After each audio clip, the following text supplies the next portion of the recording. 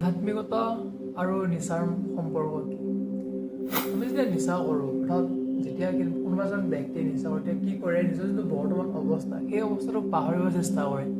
এনেকৈ কিন্তু পাহৰিব লাগে, পাহৰি কেনে এটা এনেকুৱা জেগাত যাব লাগে য'ত একো টেনশ্যন নাথাকে। সেইটো হৈছে নিচাৰ কাম। ভাং খালেও সেইটো কৰে, মদ খালেও সেইটো কৰে। এতিয়া ঘটনাটো হৈছে যোনটো ভাঙৰ নিচা বা মদৰ নিচা কম সময়লৈ থাকে। মানে ধৰক একদিন থাকিব, মেক্সিমাম একদিন থাকে, তাৰ ওপৰত নাথাকে। যেতিয়া নিচাটো ফাটি যায়, তেতিয়া কি হ'ব, আকৌ আগৰ যোনটো টেনশ্যন আছে, লাইফৰ টেনশ্যন আকৌ আহি যায়। অৰ্থাৎ চাফা কৰি নিদিয়ে বস্তুবোৰ, জাষ্ট ছাপ্ৰেছ কৰে। এনেকৈ তোমাক ছাপ্ৰেছ কৰি দিব, এইটো হৈছে নিচাৰ কাম। কিন্তু আধ্যাত্মিকতাই তোমাক কি কৰে, মাইণ্ডৰ পৰা বস্তু চাফা কৰি পেলায়। অৰ্থাৎ পৃথিৱীৰ যিমান সৰ্বোচ্চ দামী নিচা হ'ব পাৰে, তাৰ 1% নহয় আধ্যাত্মিকতাত থকা মানুহৰ যোনটো পাৱাৰ থাকে, মাইণ্ডৰ যোনটো পাৱাৰ থাকে, এনেকৈ বস্তু নোহোৱা কৰি দিব পাৰে। মানে সেইটো যোনটো ডিলিট কেপাচিটি বহুত হাই, বহুতেই হাই থাকে।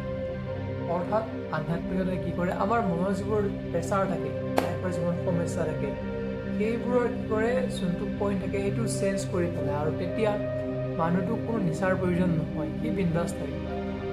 দেখা পাব যে বাকীবোৰ সমস্যা আগুৰি ধৰি আছে, কিন্তু তাৰ ভিতৰত বঢ়িয়া আনন্দ থাকে। কিহৰ আনন্দ থাকে? কাৰণ সি নিজৰ মাইণ্ডক কেনেকৈ ডিল কৰিব লাগে সেই বস্তুখিনি জনা যায়। আৰু আমাৰ মনৰ লগত কেনেকৈ কাৰ কি সম্পৰ্ক, সেইটোৱে জনাটোৱে হৈছে সম্ভৱতঃ আমাৰ আধ্যাত্মিক জগতৰ প্ৰথম পদক্ষেপ।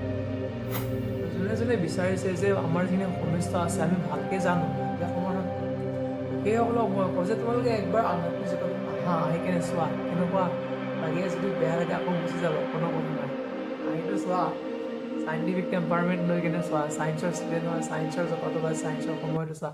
তো আহা, চেক কৰা, চেক কৰি চোৱা, যদি বেয়া লাগে গুচি যাবা, কি কথা আছে। ধন্যবাদ।